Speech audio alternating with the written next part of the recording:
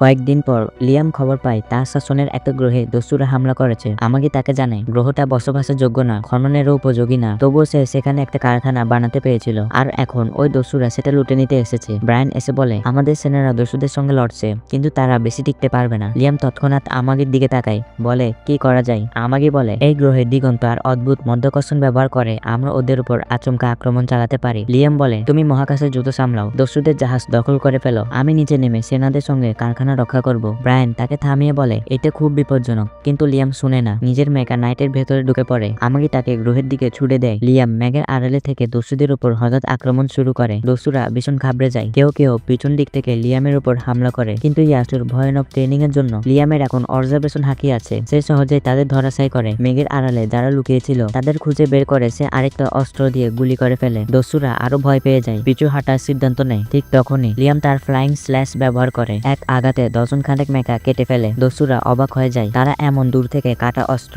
আগে কখনো দেখেনি। তারা সঙ্গে সঙ্গে পালাতে শুরু করে। লিয়াম ভাবে এইবার তার রকেট পাঞ্চের স্বাদ নেবে, কিন্তু কমান্ড দিলেও কিছু হয় না। সে ভাবে নিয়াকে ফিচার লাগায়নি। ঠিক তখনই তার পাশে একটা জাদু চক্র ভেসে উঠে, সেখান থেকে একটা বিশাল রকেট হাট বের হয়, সোজা গিয়ে পাইলটে থাকা দস্যুদের আঘাত করে। বড়সড় বিস্ফোরণ হয়। লিয়াম রেগে আছে, কারণ এটা সে যা চেয়েছিল সেটা না। নিয়া তাকে বলে এটাই একমাত্র উপায় ছিল, রকেট পাঞ্চকে কাজে লাগানোর জন্য এভাবেই করতে হতো। ঠিক তখনই আমাকে যোগাযোগ করে। সে লিয়ামকে জানায় আমি শুধু 10% দস্যুদের জাহাজ ধরতে পেরেছি, 30% ধ্বংস হয়ে গেছে আর বাকি 60% পালিয়ে গেছে। লিয়াম ভাবে তবুও জয় পেয়েছি। সে আমাকে বলে তুমি দারুণ কাজ করেছো। শীঘ্রই খবরটা পৌঁছায় পাইরেট ক্যাপ্টেন গোজের কাছে। সে এখন ল্যাবরেটরিতে। এই খবর শুনে সে রেগে গেছে। তার সহকারী বলে দস্যুরা শত্রুদের হালকাভাবে নিয়েছিল, তাই হেরে গেছে, আর ক্ষতি কমাতে তারা পালিয়ে গেছে। ক্যাপ্টেন গোজ বলে ওরা কাপুরুষ, আমার দল হার মেনে নেয় এমন কাউকে বরদাস্ত করবো না। সে আদেশ দেয় সব জাহাজ তৈরি করো, যারা পালিয়েছে তাদের ধ্বংস করব। সবাই জানো ক্যাপ্টেন গো হার মানা সহ করে না, সে নিজের নেতৃত্ব দিবে বলে ঠিক করে আর তার নতুন পরীক্ষার বিষয়কে দেখতে বলে আর একটু অপেক্ষা করো, তোমার সঙ্গে মজা করতে পারবো। অন্যদিকে লিয়াম তার গ্রহের বাইরে স্পেস স্টেশনে পৌঁছে যায়। সে খুশি কারণ জলদস্যুদের উপর জয় পেয়েছে। আমাকে বলে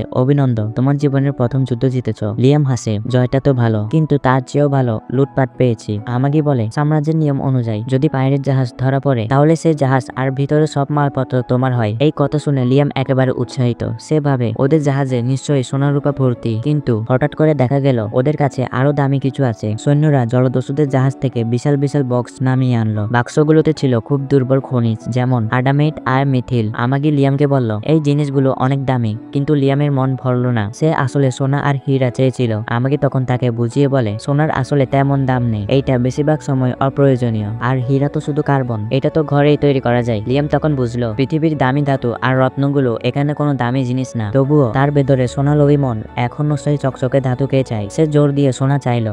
ব্রায়ান তখন বলল আমাদের কাছে কিছু সোনা আছে, এগুলো দিয়ে ইলেকট্রনিক জিনিস বানানো হয়। লিয়াম বলল তাহলে এই সোনাগুলোর মুদ্রা বানিয়ে দাও, আমার ঘর ভরে ফেলো সেগুলো দিয়ে। আর মিথিল আর ওইসব দুর্বল ধাতু সে চায়, এগুলো দিয়ে দৈবাস্ত্র বানানো হোক। ব্রায়ান দুঃখিত মুখে বলে দুঃখিত স্যার, আমার দলে এমন কোনো দক্ষ লোহার কামান নেই যারা এইটা বানাতে পারবে। লিয়াম হতাশ হয়। তখন আমাকে বলল আমি একটা ব্যাপার খেয়াল করেছি, যখন আমরা জলদস্যুদের সঙ্গে যুদ্ধ করছিলাম। সে বলল এই মুহূর্তে ব্যানফিল্ড পরিবারের প্রায় 10,000 যুদ্ধজাহাজ আছে, আর তার মধ্যে শুধু 30% চালু আছে, অর্থাৎ খুব বেশি হলে আমরা 2000 জাহাজ মাঠে নামাতে পারি জরুরি মুহূর্তে। লিয়াম শুনে অবাক হয়ে গেল। সে ভাবলো তাহলে এত কম জাহাজ নিয়ে আমরা কিভাবে জিতলাম। আমাকে বলল জলদস্যুরা আমাদের হালকাভাবে নিয়েছিল, আর আপনি যখন যুদ্ধে নামলেন ওরা তো পেছনে হাঁটতে বাধ্য হলো। লিয়াম খুশি হলো এটা শুনে, কিন্তু সেই 70% অকেজো জাহাজ ওকে চিন্তায় ফেলে দিল। তখন আমাকে পরামর্শ দিল এইসব অকেজো জাহাজ বিক্রি করে দিন, যেগুলো আর কাজে লাগে না। ব্রায়ান সঙ্গে সঙ্গে আপত্তি জানালো যদি আমরা আমাদের জাহাজ কমিয়ে দিই তাহলে দস্যুরা ভাববে আমরা দুর্বল, আবার হামলা করবে। আমাকে জবাব দিল কিন্তু যেই সব জাহাজ এখন ব্যবহার করছি না সেগুলো প্রাথমিক মেরামত করতেও অনেক টাকা লাগবে, আর আমাদের কাছে অত টাকা নেই। লিয়াম বলল হ্যাঁ, আমি টাকা অপচয় করতে চাই না, যেই সব জাহাজ কোনো কাজে লাগে না সেগুলো বেচে ফেলি অথবা অন্য কাজে লাগাই। আমাকে তখন একটা প্রস্তাব দিল দস্যুদের জাহাজ থেকে পাওয়া মালপত্র বিক্রি করে আমরা নতুন জাহাজ কিনতে পারি, যদিও একেবারে নতুন মডেল কিনতে পারবো না, কিন্তু পুরাতন ভালো জাহাজ কিনে ক্লিপ তৈরি করতে পারি। ব্রায়ান আবার বিরোধী করলো পুরনো জাহাজ বিক্রি করলে আমাদের পরিবারের সম্মান কমে যাবে, কিন্তু লিয়াম সোজাসুজি বলল আমি এ সম্মান টম্মান কিছু কিচ্ছু মানি না, আমার দরকার জেতা। আমাগি এখনই ভালো পুরনো কিছু যুদ্ধজাহাজ কিনে ফেলো। এদিকে লিয়ামের এলাকা থেকে অনেক দূরে নিয়ে একটা উপস্থাপন দিচ্ছিল সাম্রাজ্যের সেনাবাহিনী অভিজাতদের সামনে। সে বলল, সপ্তম অস্ত্র কারখানা একটা নতুন যুদ্ধজাহাজ তৈরি করছে। এটা আগেরগুলো থেকে অনেক শক্তিশালী, কম জ্বালানি খায় আর রক্ষণাবেক্ষণও সহজ। নিয়ার উপস্থাপনা শেষ করতেই তৃতীয় অস্ত্র কারখানার এক প্রতিদ্বন্দ্বী তার জাহাজ উপস্থাপন করলো। শুরুতেই সে জানালো এই জাহাজকে ডিজাইন করেছে একজন পুরস্কার জয়ী স্থপতি। সে জাহাজটার ভেতরে দামি আর রাজকীয় সাজসজ্জা দেখাচ্ছিল। বলল, এইটা বানিয়েছে সবচেয়ে বড় ফ্যাশন কোম্পানি, আর ভেতরে যেসব জিনিস ব্যবহার করা হয়েছে সেগুলো খুব দুর্লভ আর দামি। তারপর সে অতিথিদের বলল, এই জাহাজ থাকলে যুদ্ধ যত কঠিনই হোক তাদের দেখাবে একদম স্টাইলিশ আর এলিগেন্ট। তার এই কথা সবাইকে খুব টানলো। ইম্পেরিয়াল আর্মির সব নতুন সৈন্যরা ঠিক করলো তারা তৃতীয় ফ্যাক্টরির এই জাহাজটাই কিনবে, এটাই হবে তাদের প্রধান যুদ্ধ জাহাজ। এই দেখে মিয়া হতভম্ব।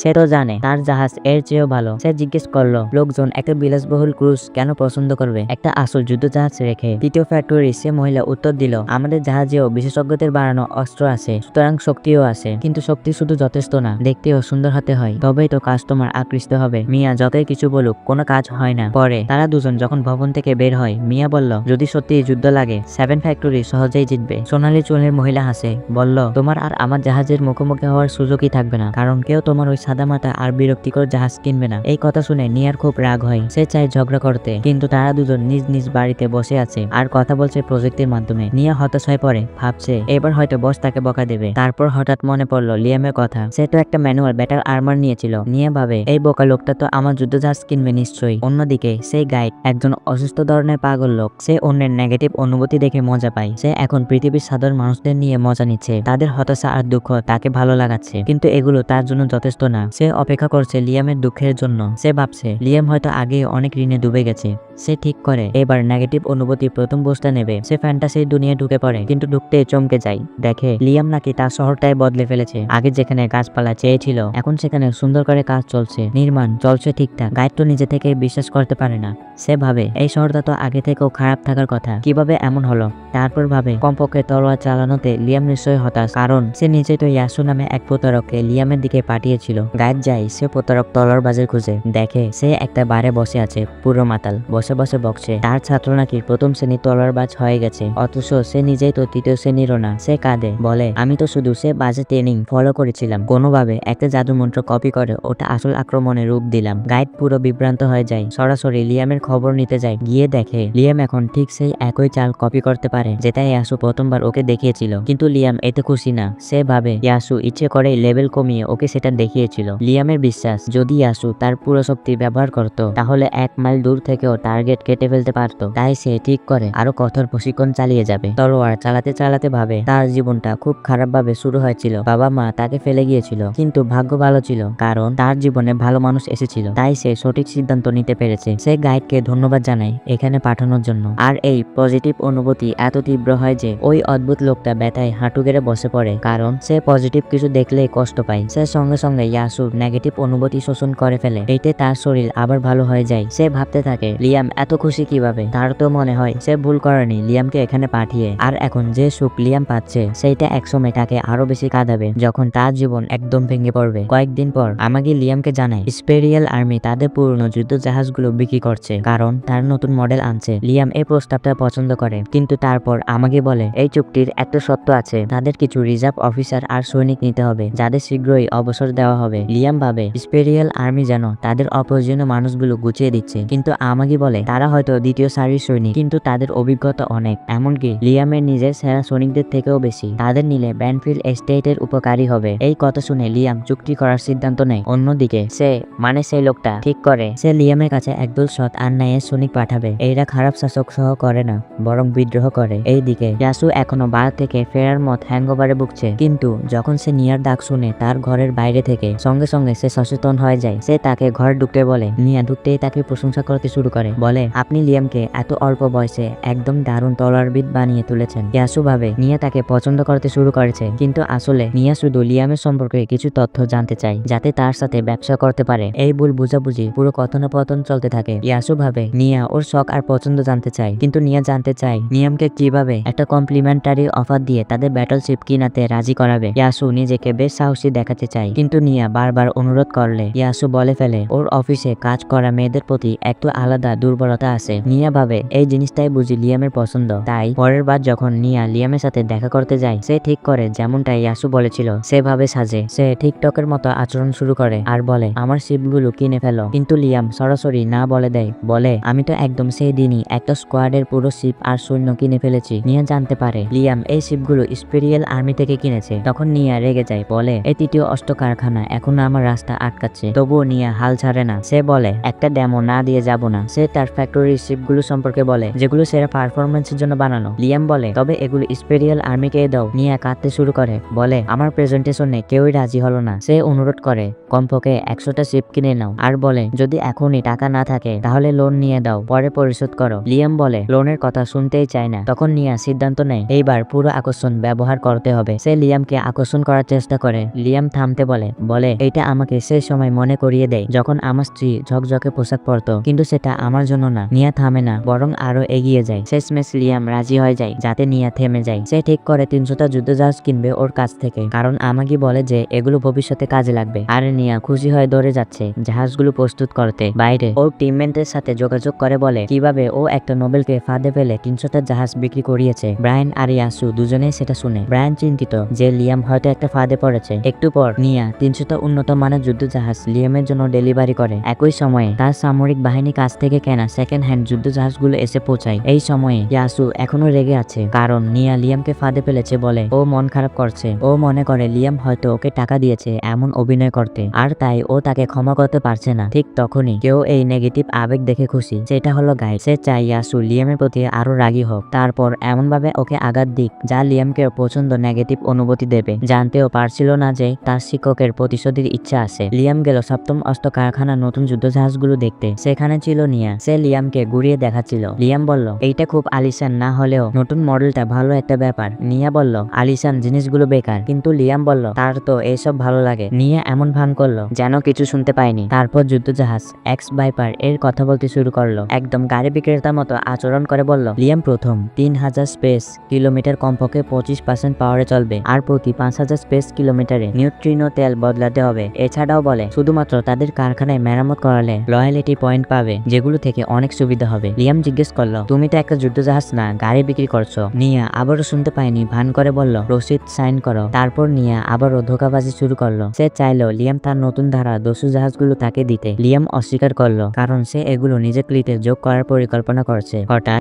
আমাকে একটা আইডিয়া নিয়ে এলো। সে বলল আমরা কিছু জাহাজ নিয়াকে দিতে পারি, বাকিগুলো তার কাছে মেরামত করানোর জন্য দিতে পারি। বেশিরভাগ জাহাজ খারাপ অবস্থায়, যে কোনো সময় বন্ধ হয়ে যেতে পারে। নিয়া বলল সে সেই সত্যগুলো খুশি মনে নেবে, কারণ দস্যু জাহাজগুলোতে অজানা প্রযুক্তি আছে যা সাম্রাজ্যের বাইরে থেকে এসেছে এবং গবেষকরা এগুলো নিয়ে পড়াশোনা করতে আগ্রহী। লিয়াম এই আইডিয়া পছন্দ করলো এবং সঙ্গে সঙ্গে আমাকে আর নিয়াকে নিয়ে দস্যু জাহাজগুলো দেখতে গেল। তারা দেখতে পায় তার ভিতরের অংশ তাদের জাহাজ থেকে একদম আলাদা। নিয়া পায় অনেক নতুন বোতাম আর কন্ট্রোল প্যানেল। লিয়াম দেখতে পায় একটা স্টিয়ারিং হুইল। ওর ভেতরে থাকা ছোট হুইপ বেজে ওঠে, সেটা দেখে। সে নিয়াকে বলে যে সে এই স্টিয়ারিং হুইলটা তার যুদ্ধ জাহাজে রাখতে চায়। নিয়া ওকে সাবধান করে, বলল এইটা কোনো কাজের হবে না, কারণ এতে জাহাজ নিয়ন্ত্রণ করা আরো কঠিন হয়ে যাবে। লিয়াম বলে কখনো কখনো একটা মানুষ তার হৃদয়ের কথা মানে, যদিও সেটা কাজে লাগে না। নিয়া শুধু নিঃশ্বাস ফেলে রাজি হয়ে যায় এইটা করার জন্য, কিন্তু তখন সে পায় একটা খুব অদ্ভুত যন্ত্র পাইরেট জাহাজের ভেতর, আর সেটা দেখে খুব আগ্রহী হয়ে যায়। লিয়াম তার বেশি কথা শুনে আর বোর হচ্ছিল। তখন সে দেখতে পায় একটা জল করা প্রাণী। সে তার পেছনে ছুটে যায়। আমাগিকে বলে সে মনে করছিল একটা কুকুর দেখেছে। হঠাৎ আবারও সে জল করা কুকুরটা তার সামনে দেখে, আর সে ঠিক করে সেটা অনুসরণ করবে। ট্রেইল তাদের নিয়ে যায় একটা অদ্ভুত রুমে। আমাকে নিজের শরীর কনসোলে লাগায় বুঝতে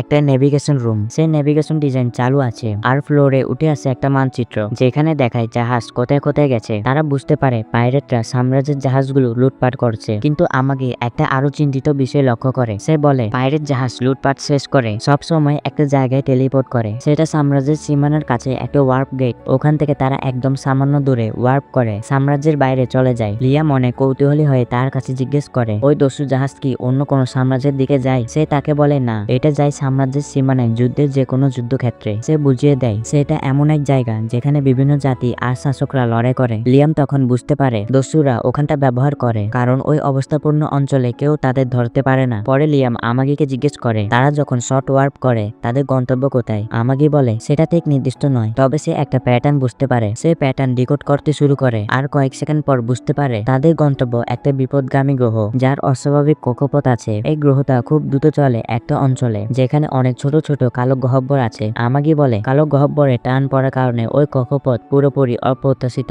আর দস্যুরা যেভাবে সেখানে টেলিপোর্ট করতে পারে সেটা তারা আগে থেকেই জানে। লিয়াম এখন আরো কৌতূহলী হয় বলে ওই বিপদগামী গ্রহটা লুকানোর জন্য একদম পারফেক্ট জায়গা। আমাগি একমত হয়, বলে এটা হয়তো দস্যুদের গোপন ঘাঁটি, কিন্তু লিয়াম তার সাথে একমত নয়। সে বলে এইটা নিশ্চয়ই একটা ট্রেজার আইল্যান্ড, কারণ দস্যুরা সবসময় তাদের লুটপাটের পরে সেই দ্বীপে যায়। সে আমাগিকে বলে তার ফ্লিট একদম প্রস্তুত করতে, কারণ তারা এখন খাজনা শিকার করতে যাবে। অন্যদিকে দস্যু ক্যাপ্টেন গো ধরে ফেলেছে তার খলনায়কদের, যারা লড়াই হারানোর পর পালিয়ে গিয়েছিল। গো খুব রেগে, কারণ তার লোক একটা দুর্বল ও গরিব শাসকের কাছে হারলো। সে ঘোষণা করে সে নিজের সম্মান ফেরত পাবে, লিয়ামকে ধ্বংস করে। কিন্তু তার আগে সে বিভৎসভাবে ধ্বংস করে তার পালিয়ে যাওয়া জাহাজগুলো। তারপর সে তার লোকদের পমোনা গেটে ওয়ার্প করতে বলে, যা সাম্রাজ্যের সীমানায় অবস্থিত। একই সময় লিয়াম আর তার সেনারা তাদের শর্ট রেঞ্জ ওয়ার্প শেষ করে নিকটতম ওয়ার্প গেটে পৌঁছায়, যা তাদের পমোনা গেটে নিয়ে যাবে। কিন্তু তারা সেটা ব্যবহার করতে পারছে না, কারণ ওয়ার্প গেট কর্তৃপক্ষ তাদের ব্যবহার করতে দেয় না। সুপারভাইজার লিয়ামের সাথে যোগাযোগ করে বলে ওয়ার্প গেট ব্যবহার করার জন্য একটা টোল দিতে হবে। টোলটা নির্ভর করবে তাদের যানবাহনের ওজন আর যাতায়াতের সুযোগের উপর। সুপারভাইজার স্পষ্ট করে বলে 7,000 যুদ্ধজাহাজ সাম্রাজ্যের সীমানায় টেলিপোর্ট করার টোল বেশ বেশি, আর তাদের অগ্রিম টাকা দিতে হবে, কারণ সে ব্যানফিল্ড পরিবারের উপর বিশ্বাস করে না। লিয়াম প্রতিশ্রুতি দেয় সে ফিরে এসে পুরো টাকা দিবে, কিন্তু সুপারভাইজার বলে কোনো গ্যারান্টি নেই সে ফিরে আসবে না, কারণ যদি ডাকাতেরা ধরতে পারে তাহলে সব শেষ। লিয়াম ফিরে যাওয়ার কথা অস্বীকার করে, কারণ তার অনেক খরচ হয়েছে সেনা এখানে আনার জন্য। সে সময় আর টাকা নষ্ট করতে চায় না ওয়ালেট আনতে গিয়ে। তারপর সে কারেন্টের মতো বদলে যায়, ম্যানেজারের সাথে কথা বলতে চায়। সুপারভাইজার বলে সে এখানে সবচেয়ে বড় মানুষ। লিয়াম ঠিক করে সরাসরি তার সাথে কথা বলবে। আমাগি মনে করে এইটা কোনো পার্থক্য করবে না, কারণ তারা এখনো কোনো চুক্তির কাছাকাছি নয়। কিন্তু লিয়াম বলে মানুষের একটা বিশেষ ক্ষমতা আছে, তারা সরাসরি মুখোমুখি হয় একে অপরকে ভালোভাবে বোঝে। এইদিকে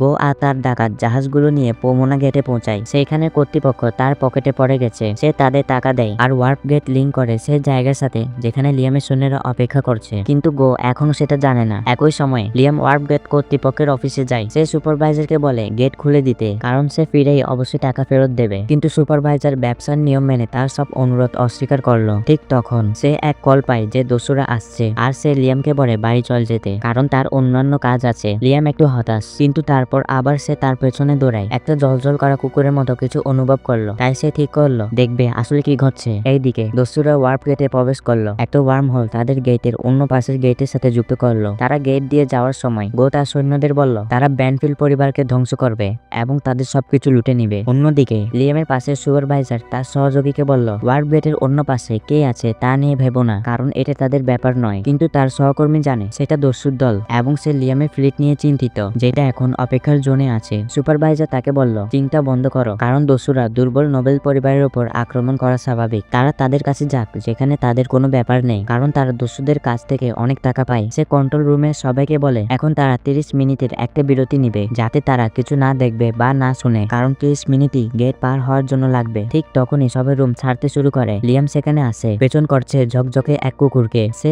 এখনো সেটা নিয়ে ভুলভ্রান্তিতে আছে, কিন্তু যখন সে দেখে যে কন্ট্রোল রুমে আর ওয়ার্প গেট পমোনিয়ার সাথে যুক্ত হয়েছে, তখন হঠাৎ খুশি হয়ে ওঠে। সে ভাবে সুপারভাইজার তার অনুরোধ প্রকাশ্যে না শুনলেও আসলে সে গোপনে তার সাহায্য করছে। লিয়াম মনে করে সবাই কন্ট্রোল রুম ছেড়ে গেছে গোপনে সাহায্য করার জন্য। সে খুশি হয়, কিন্তু তারপর সে লক্ষ্য করে ওয়ার্ম হোলের দিকটা উল্টো, তাই ঠিক করার সিদ্ধান্ত নেয়। সে কন্ট্রোল প্যানেলে বসে জোরপূর্বক ওয়ার্ম হোলের দিক উল্টো করে দেয়, কিন্তু এতে সমস্যা হয়। ওয়ার্ম হোলের একটা শাখা গঠন করে আর গো আর তার ফ্লিট অন্য একটা দিকে চলে যায়, যেটা তারা টেরও পায় না। ঠিক তখনই আমাগি লিয়ামের সঙ্গে যোগাযোগ করে, বলে ফিরে আসতে, কারণ তারা ওয়ার্প গেট ব্যবহারের অনুমতি পেয়েছে। লিয়াম তখনই ফিরে আসে এবং জিজ্ঞেস করে কিভাবে তারা অনুমতি পাবে। আমাগি বলে সে নিয়ার সঙ্গে যোগাযোগ করেছে, আর নিয়া বলেছে তারা 7 নম্বর অস্ত্র কারখানাকে গ্যারান্টর হিসেবে ব্যবহার করতে পারে। নিয়া বলে তারা ভালো ব্যবসা করছে, তাই সে অন্তত একটু সহ করতে পারবে। লিয়াম এটা শুনে খুশি হয়, এখন আর কোনো সমস্যা নেই। তাই সে ফ্লিটকে ওয়ার্প গেটে প্রবেশের আদেশ দেয়। খুব তাড়াতাড়ি তারা পমোনা গেট থেকে বেরিয়ে আসে। লিয়াম আমাগিকে আদেশ দেয় পুরো ফ্লিট একত্রিত হবার পর খাজনা দ্বীপের ছোট্ট দূরত্বে ওয়ার্প শুরু করতে। অন্যদিকে জলদস্যুরা এখন ধৈর্য হারাচ্ছে, কারণ এই সময়ের মধ্যে তাদের ওয়ার্ম হোলের অন্য পাশে থাকার কথা, কিন্তু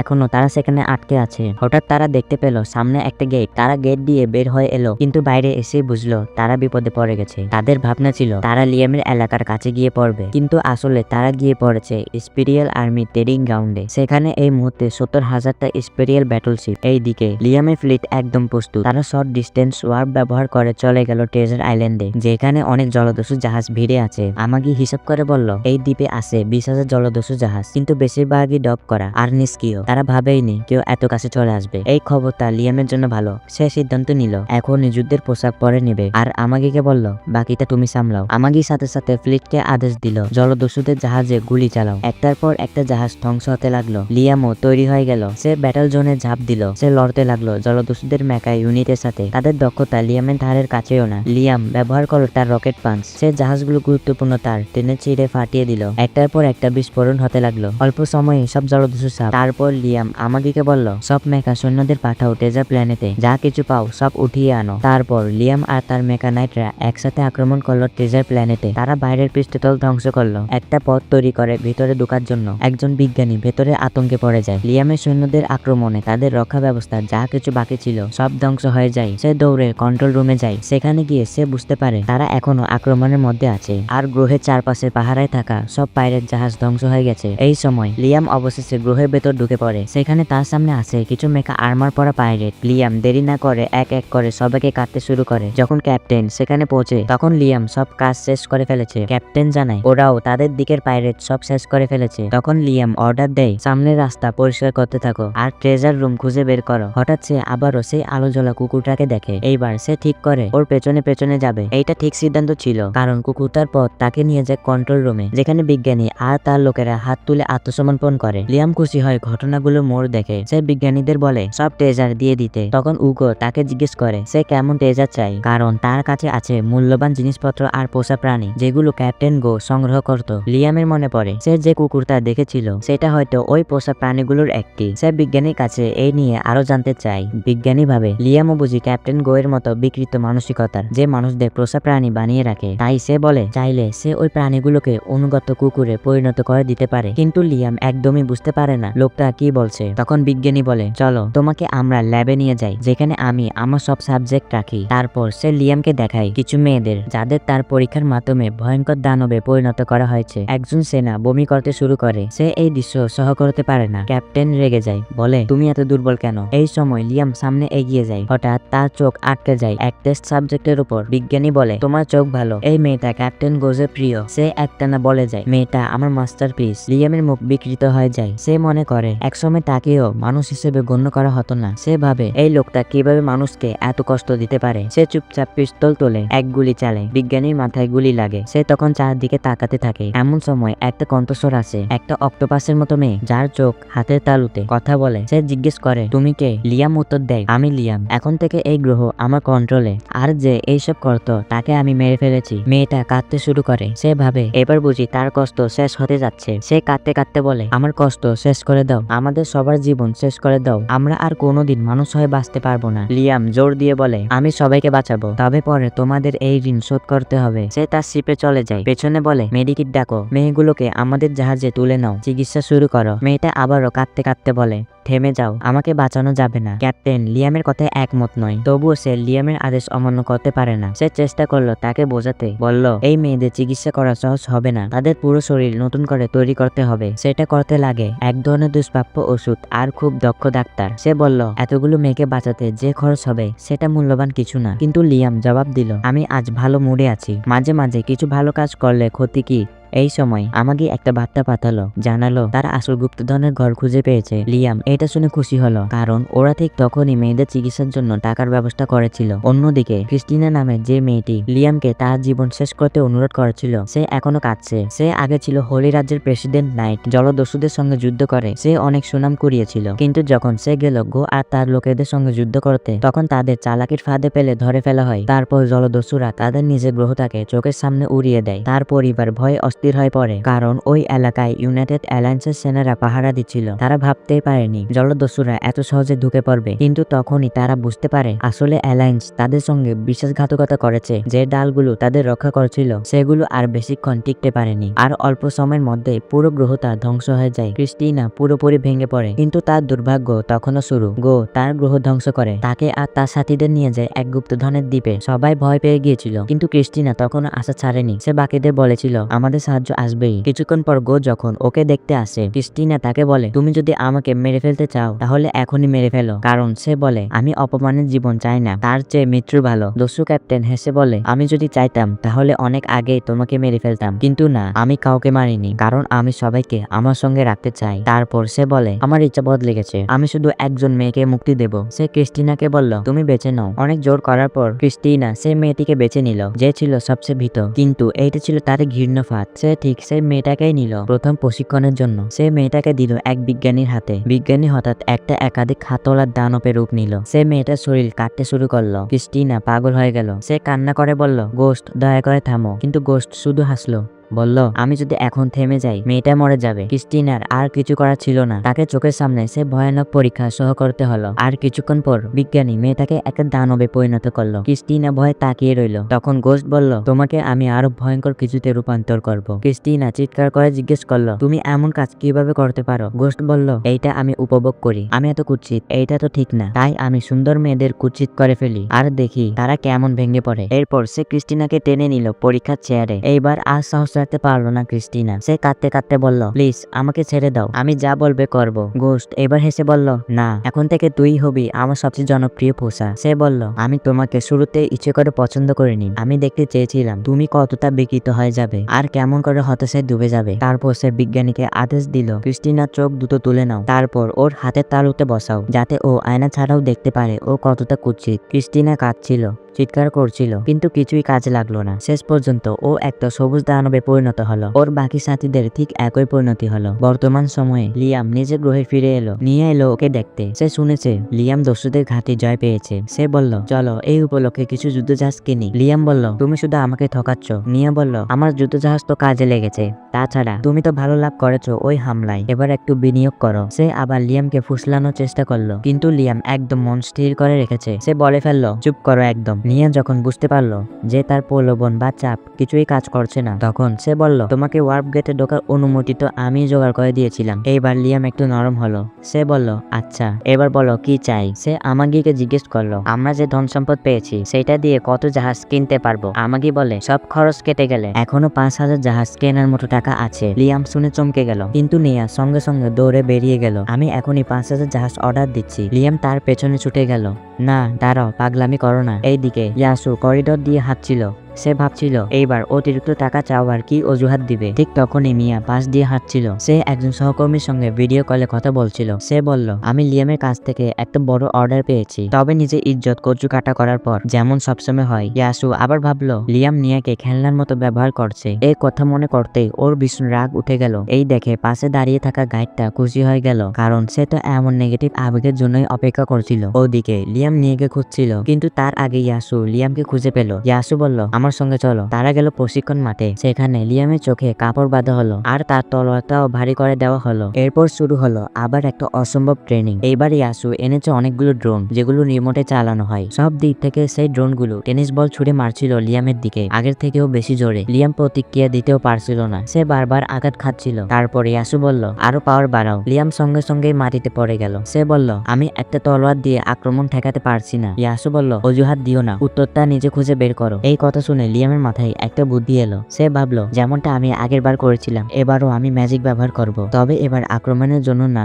রক্ষার জন্য। সে চেষ্টা করলো তার ম্যাজিককে ডালে রূপান্তর করতে, আর প্রথম চেষ্টাতেই সফল হলো। বলগুলো যখন ডালে লাগে ফিরে যেতে লাগলো। ইয়াসু হা করে তাকিয়ে থাকলো। তারপর সেই ডাল ব্যবহার করে সব বল ফিরিয়ে দিল যেদিক থেকে এসেছিল। সব ড্রোন একে একে ধ্বংস হয়ে গেল। লিয়াম তখন তার চোখ বাঁধা কাপড় খুলে ফেলে। সেই ইয়াসুকে জিজ্ঞেস করলো, আমি কি ভালো করলাম? কিন্তু ইয়াসু নিজেই তো অনেকগুলো বলের আঘাতে ক্ষত বিক্ষত। সে বুঝতে পেরে একদম আতঙ্কিত হয়ে পড়লো। ভাবলো, লিয়াম তো সত্যি জিনিয়াস। সে যদি সব বুঝে ফেলে আমি তো ধরা পড়ে যাবো। ও জানে লিয়ামের আগেও দুর্নীতিগ্রস্ত অফিসারদের শেষ করেছে, দস্যুদের দমন করেছে। তাই মনে মনে খুব ভয় পেল, যদি লিয়াম একবার বুঝে ফেলে আমি আসলে প্রতারক, তাহলে তো আমাকেও মেরে ফেলবে। এই ভেবে ও ঠিক করলো পালাতে হবে। এর আগেই চুপচাপ হাঁটা শুরু করলো। লিয়াম জিজ্ঞেস করলো, তুমি কোথায় যাচ্ছ? ইয়াসু বলল, আমার আর কিছু শেখানোর নেই, তুমি যা শেখার ছিল সব শিখে গেছো, এখন শুধু চর্চা করো যেভাবে খুশি, কারণ তলোয়ার সিদ্ধান্তের পথ তো অন্তহীন। লিয়াম বলল, আমি এটা চাই না, আমি এখনো তোমার কাছে ট্রেনিং নিতে চাই। ইয়াসু তখন রেগে গিয়ে বলল, এই ন্যাকামি বন্ধ করো। তুমি ভাবছো আমি মাস্টার, কিন্তু আমি নিজেও একজন ছাত্র, তাই আমারও উন্নতি করতে হবে। আর তুমি যদি সবসময় আমার সঙ্গে লেগে থাকো সেটা আমার জন্য ভালো না। তখন ইয়াসু আবার লিয়ামের দিকে ফিরে তাকালো, বলল, তুমি এখন আনুষ্ঠানিকভাবে পাস করছো, এখন তুমি দেহের পথে একজন মাস্টার। সে আরো বলল, তোমার কাজ এখন এই তলোয়ার চালানোর ধারা সারা ব্রহ্মাণ্ডে ছড়িয়ে দেওয়া। লিয়াম খুশি হয় সেটা মেনে নিল। ও ঘুরে দাঁড়াতে ইয়াসু ধরে পালালো। লিয়াম কিন্তু খুব ভালো বোধ করছিল, এর আয় কখনো এতটা না। তার ঋণ কমছে, তার এলাকা উন্নত হয়েছে, সে কিছু দস্যুদের হারিয়েছে, আর এখন তার গুরু ওকে স্বীকৃতি দিয়েছে। সে মনে মনে গাইডকে ধন্যবাদ দিল। আর এই উল্টোপাল্টা লোকটা গাইড দৌড়ে একটা নতুন জগতে পালিয়ে গেল, এর আগেই যদি লিয়ামের ভালো আবেগে ধ্বংস না হয়ে যায়।